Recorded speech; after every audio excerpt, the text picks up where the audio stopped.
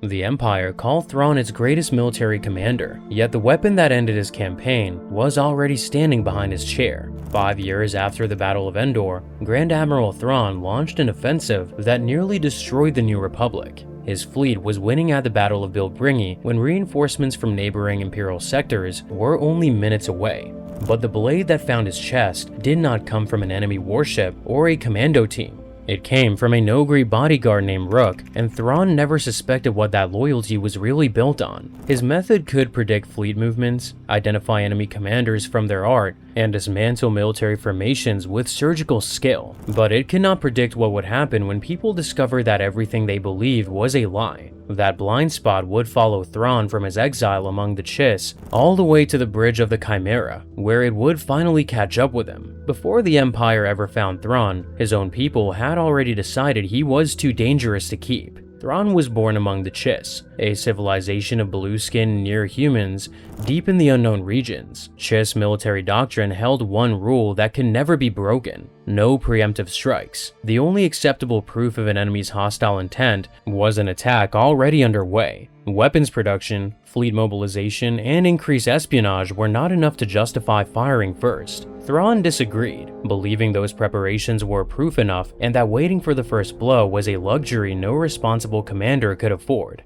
When a human trader once asked him about striking the Vagari, a species of slavers and raiders terrorizing the regions near Chiss space, Thrawn refused. Under Chiss law, no direct move against the Ascendancy meant no justification to act. He knew the Vagari were dangerous and knew they were prepping, but his hands were tied. He eventually raided an enemy installation manufacturing weapons for an attack the Chiss leadership refused to acknowledge. The ruling body stripped him of rank, judged his actions as morally equivalent to murder, and exiled him to an uninhabited planet at the edge of Imperial space. An Imperial Star Destroyer called the Strikefast found Thrawn on that exile world after pursuing a smuggler ship into the unknown regions. Captain Parck had set up a temporary encampment on the planet's surface. Within days, equipment began vanishing, and sentry posts were attacked. A single alien wearing stolen stormtrooper armor dismantled the entire Imperial encampment using improvised traps, redirected explosives, and a level of tactical skill that should not have been possible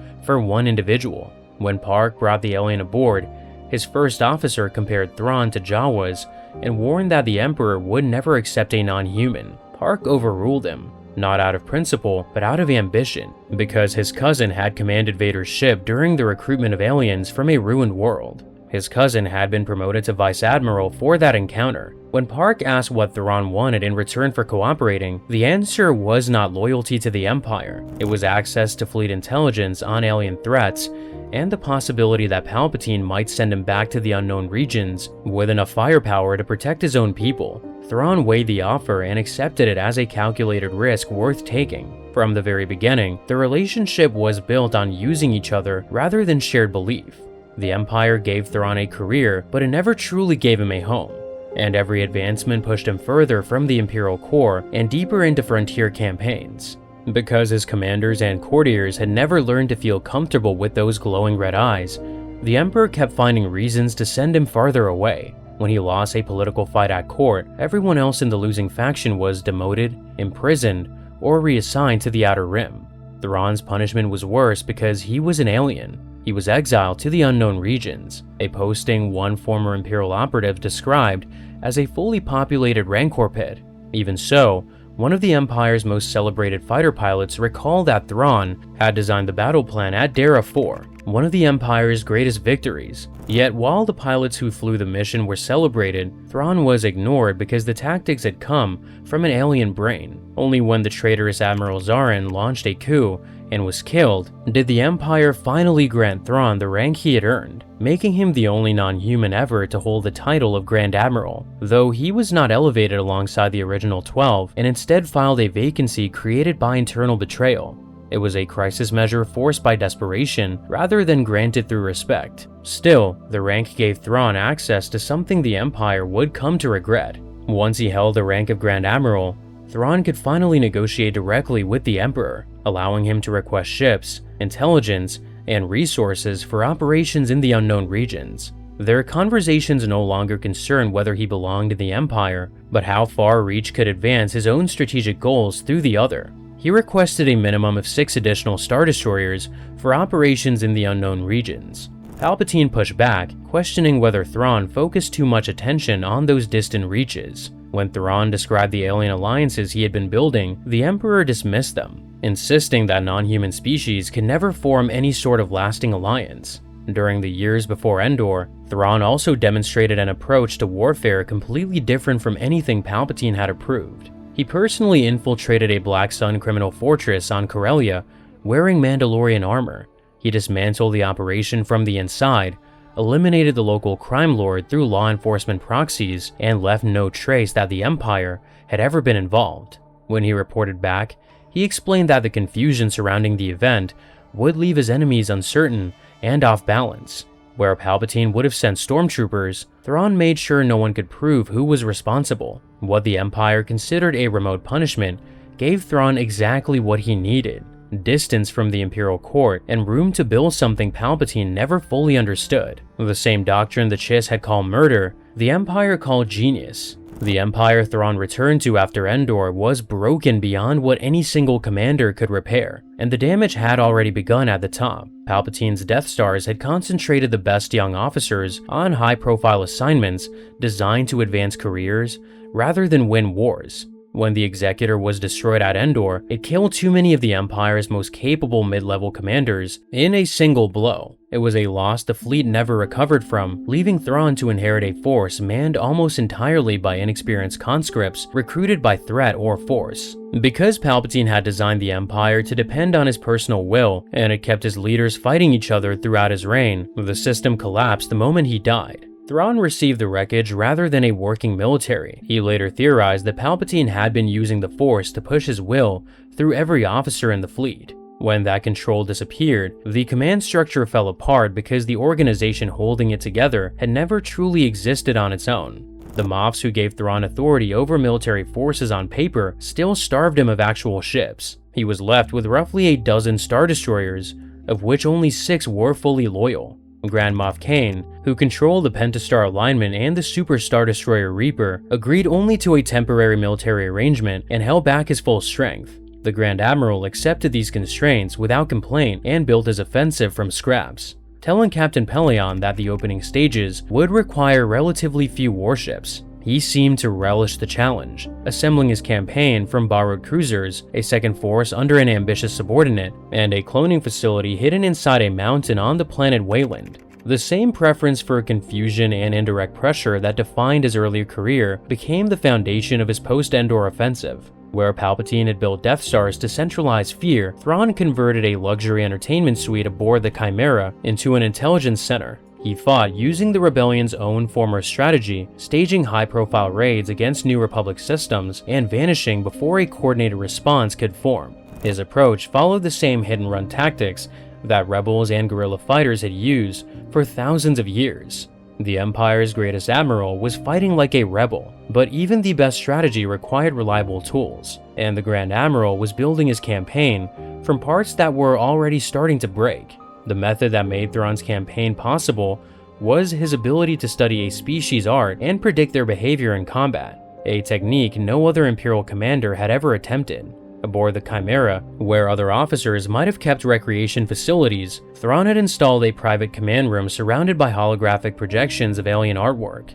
Sculptures, paintings, textiles, and architectural fragments from dozens of civilizations rotated slowly in the darkness, while Thrawn's glowing red eyes provided the only light in the chamber. From the attack patterns of 3rd century ships, he identified the enemy commander as Aloman, a species whose artistic traditions reflected rigid, step-by-step thinking. Because the Aloman could not adapt to an unstructured assault, Thrawn ordered a scattered, unpredictable attack pattern. It shattered the enemy formation before they could reorganize, destroying the entire opposing force within an hour. He told Pellaeon that understanding a species' art meant understanding the species itself. Yet only months before launching his campaign against the New Republic, Thrawn had faced an opponent who understood his method well enough to weaponize it against him. That opponent was a warlord named Nuso Esva, who deliberately shaped the artwork in his own headquarters to control the conclusions Thrawn would draw from it. Nuso Esva planted specific pieces, so Thrawn would predict a placement pattern Esva had already prepared to exploit.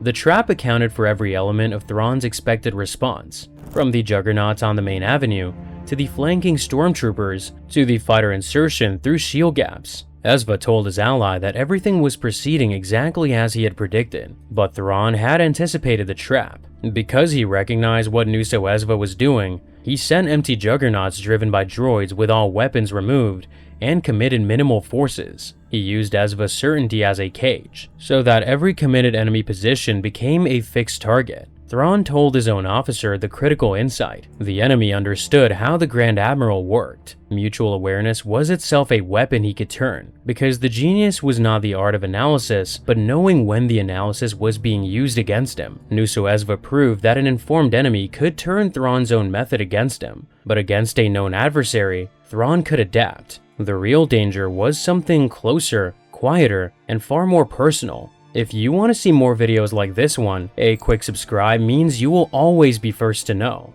On Honoghr, a change was underway that no study of Noghri culture could have prepared Thrawn for, because the shift was not in their traditions, but in the truth beneath those traditions. The most dangerous asset in Thrawn's campaign was one he recruited deliberately, Jerus C'baoth, a clone of a dead Jedi Master whom Thrawn knew was insane. Thrawn openly acknowledged the instability, admitting that early clones had been highly unstable, sometimes spectacularly so. His justification was simple, that an unstable clone was better than a full Dark Jedi or a second Darth Vader. His only safeguard was the Ysalmiri, biological creatures that push back the Force. C'baoth's price for cooperation was a promise Thrawn could never fully control, because the clone demanded the delivery of Luke Skywalker, Leia Organa Solo, and her unborn twins. Thrawn agreed. His entire ability to benefit from C'baoth's Force coordination now depended on satisfying demands that his enemies had every reason to resist. At the Battle of Sluiz Van, Thrawn's operation to capture New Republic warships was undone not by a military formation, but by one man's personal knowledge of his own equipment. The failure exposed a gap in Thrawn's thinking that no amount of research could have closed. The operation used repurposed mole miners and industrial boring machines to cut into docked capital ships and allow commandos to seize them from the inside. The plan was precise, the coordination was flawless, and the New Republic defenders were caught completely off guard. However, the mole miners had once belonged to Lando Calrissian, because Calrissian still remembered the original command codes from his days running a mining operation. He reactivated the miners and turned them against the captured vessels from inside the shipyard. The Grand Admiral sat in silence, staring at his status boards while Pellaeon expected an explosion of anger. Instead, he ordered withdrawal because the defeat came from something no cultural analysis could have predicted. He could dismantle an enemy's military structure, but one man's memory of his own command codes had just beaten the entire plan. When smugglers attacked an Imperial depot, Thrawn identified the groups responsible by their cultural fingerprints. He admitted to Pellaeon that the galaxy's fringe operators were highly experienced at working inside official systems without permission, and that retaliating would only harden their resistance. He saw the structural problem clearly but could not solve it. At Bilbringi, the smugglers got inside his perimeter exactly as he had feared. By the time of the final campaign, C'baoth had become a threat from within, proclaiming himself the true heir to the Empire and spending weeks quietly eroding Thrawn's credibility among junior officers. He implied that true insight came only through the Force, and therefore only through him. The seeds of uncertainty were beginning to take hold among the less experienced crew members. C'baoth's most dangerous act happened inside the Chimera itself, because the moment Pellaeon stepped beyond the Ysalmiri on the bridge, C'baoth seized control of the captain's mind. He forced Pellaeon to order a secret clone from the Mount Tantus facility and then made him forget the entire conversation. Thrawn's safeguard worked in one room, and C'baoth simply waited for people to walk past it. By the final stage of the campaign, those weaknesses were closing in on each other. Thrawn's borrowed fleets remained politically conditional, and his cloning facility was exposed. C'baoth was pursuing his own agenda at Mount Tantus, and the loyalty of his Noghri commandos rested on a history Thrawn had never investigated. The Noghri homeworld of Honoghr had been devastated years earlier during a space battle above the planet. The Empire arrived offering rescue that turned out to be the deepest lie in its arsenal. Toxic chemicals from a crashed warship poisoned the soil and killed the native vegetation. The Empire sent decontamination droids and agricultural specialists to restore the land. The Noghri pledged their service to Darth Vader as payment for the rescue and became some of the Empire's most effective assassins and bodyguards.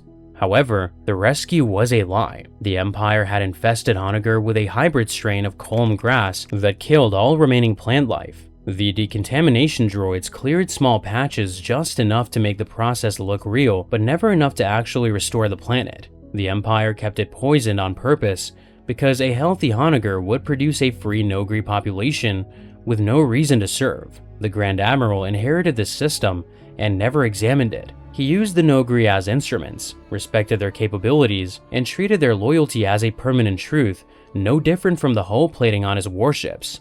Because Leia Organa Solo traveled to Honoghr and stood before the Noghri ruling council as the daughter of Darth Vader, the figure the Noghri had originally pledged to serve, she carried proof that the decontamination had been a deception. The damage to Honoghr could have been repaired in a few short years. Instead, the Empire prolonged it for half a century. The debt collapsed, and the gratitude turned out to be manufactured. The bodyguard who had stood behind Thrawn's chair for years, silent, obedient, trusted, drove a blade through his chest at the moment of his greatest military victory. Pellaeon found Thrawn sitting upright in his command chair, strangely calm. The dark red stain was spreading across the spotless white of his Grand Admiral's uniform, and in its center was the tip of Rook's knife. Medics arrived too late, and Thrawn caught Pellaeon's eye. To the captain's astonishment, the Grand Admiral smiled. He applied the same framework that had defined his entire career by calling the assassination artistically done. He filtered the world through the lens of art, even as the glow faded from his eyes. Thrawn, the last Grand Admiral, was gone. Kane had finally decided to commit the Reaper and the full weight of the Pentastar Alignment's fleet. When word of the Grand Admiral's death reached him, the commitment evaporated instantly. The political alliance Thrawn had spent months assembling collapsed within the time it took a single message to travel between ships. Pellaeon looked at the viewports and saw the chaos that had erupted behind the defenses of the supposedly secure shipyards. He saw the unexpected need to split his forces to deal with the smuggler incursion and the New Republic fleet pressing its advantage through every gap in the formation. In the span of a few seconds, the entire shape of the battle had changed. Pellaeon felt the full weight of what had just happened settle over the bridge. He knew that Thrawn could have pulled a victory from this because Thrawn had always found a way. He read the battle the way he read artwork, finding the pattern no one else could see, and using it before his enemies even realized it existed. But Pellaeon was not Thrawn, and he gave the order to retreat. The words ached in his throat in a way that had nothing to do with the wound Rook had left on his arm during the struggle. Galactic historians debated for decades whether Thrawn would have won. One side insisted the New Republic had already recovered. The other maintained that the Republic's fleet commander had been standing on the edge of ruin. The question itself proved the point. No one debated whether any other Imperial commander could have come that close. But Thrawn's campaign was not the only thing he had built, and not everything he created would die with him. Years after Bilbringi, Mara Jade and Luke Skywalker explored a fortress Thrawn had established on the planet Nerowan.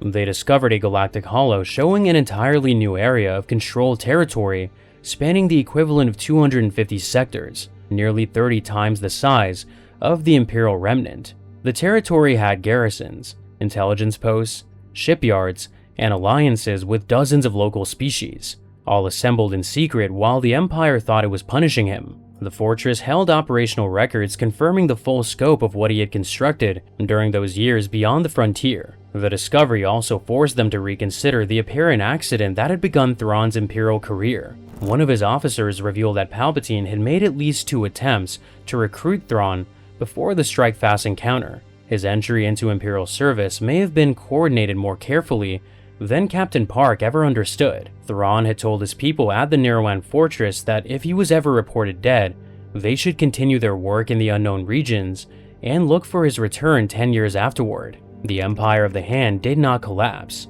It resumed with Chiss volunteers and a reformed version of the legendary 501st Legion that included soldiers from any background, including non-humans. Thrawn had told his allies directly that his forces did not make war on civilians. The organization was held together by a lasting mission rather than a single commander's judgment, and it did not need Thrawn's personal presence to survive. A later Chiss historical account described that mission as preparation for a massive invasion from outside the galaxy that Thrawn and only a small circle had recognized was coming. Most of the original 12 had died at the hands of their own side, killed by rivals, betrayed by their own crews, or destroyed by their own ambition.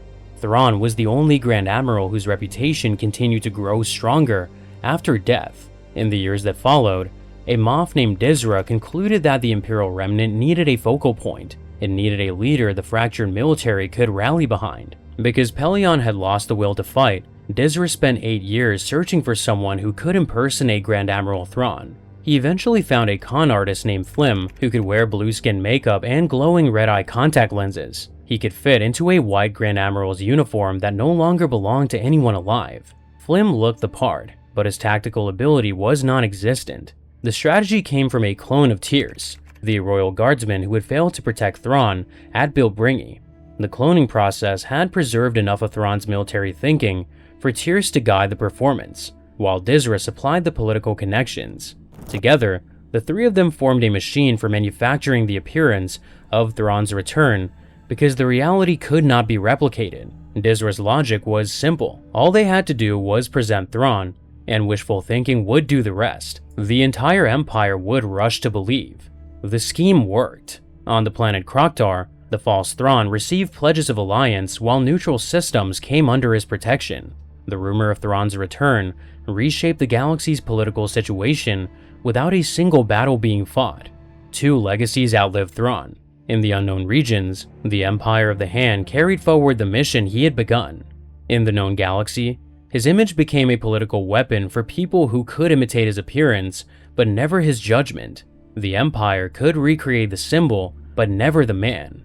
But Thrawn was not the only weapon Palpatine built and lost. Years before the Grand Admiral returned from the unknown regions, the Emperor had taken a child from her family and trained her as his personal assassin.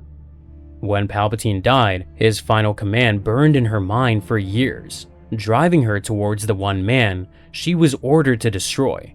So watch this video to find out.